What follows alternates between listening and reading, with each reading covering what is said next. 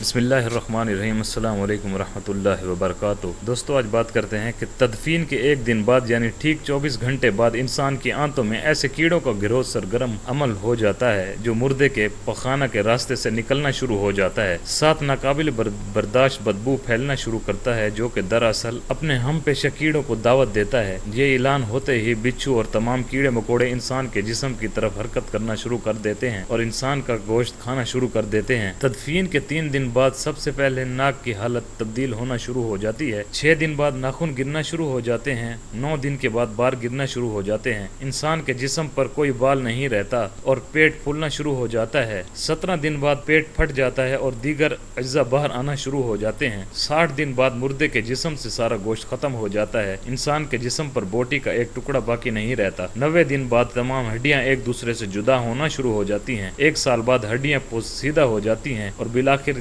جس انسان کو دفنایا گیا تھا اس کا وجود ختم ہو جاتا ہے۔ تو میرے دوستو، غرور، تکبر، حرص، لالچ، گھمنڈ، دشمنی، حسد، بغض، جلن، عزت، وقار، نام، عہدہ، بادشاہی، یہ سب کہاں جاتا ہے؟ یہ کچھ خاک میں مل جاتا ہے۔ انسان کی حیثیت ہی کیا ہے؟